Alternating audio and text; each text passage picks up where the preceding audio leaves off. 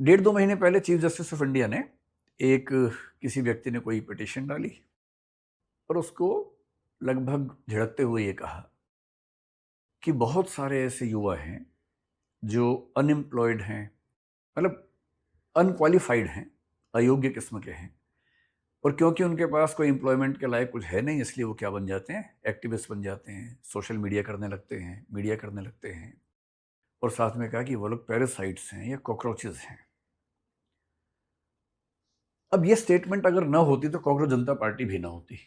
और इसका मतलब ये हुआ कि एक बहुत ऊंचे पद पर बैठे हुए व्यक्ति के मुंह से निकला एक वाक्य कितना भारी पड़ सकता है। आप लोग कल को सिविल सर्वेंट्स बनेंगे, आईएएस बनेंगे, कलेक्टर बनेंगे, एसपी बनेंगे।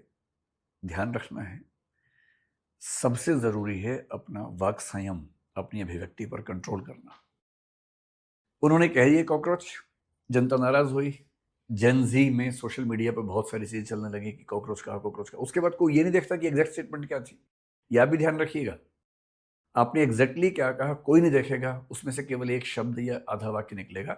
अगर आपने पूरी बात कुल मिला के ऐसी कही हो जो अपने आप में दिक्कत की नहीं है, तब भी अगर उसमें कोई हिस्सा है तो दिक्कत का हिस्सा बनेगा। वो बात फैल गई, पॉपुलर हो गई।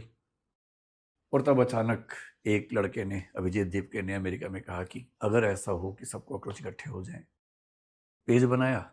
जितनी कल्पना किसी ने नहीं की होगी, शायद कितने 2-2.25 करोड़ लोगों ने उसको फॉलो कर लिया। इतनी बड़ी पार्टी बन गई। जब इतनी बड़ी पार्टी बन गई तो उनको लगा क्यों ना हम एक आंदोलन करें। और पिछले 12 साल से सरकार है, कोई ऐसा बड़ा आंदोलन, किसान आंदोलन छोड़ दे अगर, तो सफल तो नहीं हुआ था। और बहुत दिनों से कसमसाहट लोगों में थी, मौका ढूंढ ही रहे थे। तो नीट का पेपर लीक होना, कुछ बच्चों का सुसाइड करना, एक ऐसा आधार मिल गया जिसने बहुत सारी बेचैनियों को इकट्ठा कर दिया। इसलिए अगर आप सोचते हैं कि जंतर मंतर पे केवल नीट वाले बच्चे आएंगे, ऐसा नहीं है। उसमें तो हर तरह के लोग आएंगे। इस आंदोलन के जो 3-4 नेता हैं उनमें से कौन नीट वाला है? कोई नहीं है। वो तो जो समाज में बहुत लोग अलग अलग वजहों से नाराज हैं, उन सबकी नाराजगी को एक मंच मिलने वाली बात है। और इसकी शुरुआत कहां से हो रही है? एक ऐसे कथन से जिससे बचा जा सकता था। मैं सोचता हूं कि अगर एक ऐसा कथन उनके देने से इतनी बड़ी पार्टी बन गई नाराजगी में, तो उन्हें बहुत केयरफुल हो जाना चाहिए था कि ऐसी गलती फिर ना हो। पर कल मैंने फिर एक स्टेटमेंट सुनी है कि जो जंतर मंतर पे पुलिस की हिंसा हुई और उसके बाद एक पिटीशन वहां पर हुई कि पुलिस को रोका जाए, उसकी जांच की जाए, ऐसी कुछ पिटीशन हुई। अब मान लीजिए कि सुप्रीम कोर्ट में चीफ जस्टिस की अपनी बेंच थी, 3 जजेस की शायद थी बेंच। मान लीजिए उनको यही कहना था कि भाई इस मामले को हाई कोर्ट में ले जाओ, सुप्रीम कोर्ट में मत लेके आओ। ठीक है, प्रोसीजरल ऐसा मामला हो सकता है कि इसको हम नहीं देखेंगे, हाई कोर्ट देखेगा, और हाई कोर्ट की बिल्डिंग में पड़ोस में ही वहीं चले जाओ। पर यह बात कहने के कई तरीके हो सकते थे। एक तरीका क्या हो सकता था कि your petition seems to be logical, आपकी बात ठीक लग रही है, लेकिन इसके लिए सही मंच जो है वो दिल्ली हाई कोर्ट है, न कि हम हैं। इतना कहने से शायद कोई नाराज ना होता, पर कथन क्या आया?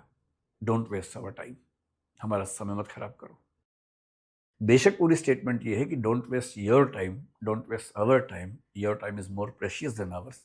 पूरी स्टेटमेंट भले ये रही हो, पर ऐसे नाजुक मौके पे जब पूरा देश बेचैन है, जब मतलब बच्चों की पढ़ाई के विजुअल्स पूरे देश ने देखे हैं और देश के अंदर ही अंदर सरकार को लेकर, शासन को लेकर नाराजगी है, उस समय सीजीआई का फिर से कहना डोंट वेस्ट आवर टाइम, यानी बच्चों पर जो लाठीचार्ज हुआ, हिंसा हुई, उस पर बात करना, उसका वीडियो देखने की बात करना, वो आपको लगता है कि टाइम की वेस्टेज है?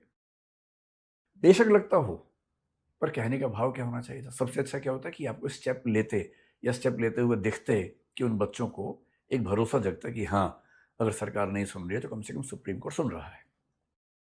नहीं संभव था तो प्यार से बोलना था कि भाई हाई कोर्ट चले जाओ और वहां आपका जो भी पिटीशन है सुनवाई हो जाएगी। वो भी नहीं करना था तो कम से कम खराब तो नहीं बोलना था ना। ये बोलना कि डोंट वेस्ट आवर टाइम, इसका मतलब है कि आप जो पहले से नाराज है उसको और नाराज करने का मौका बना रहे हैं, परिस्थिति बना रहे हैं।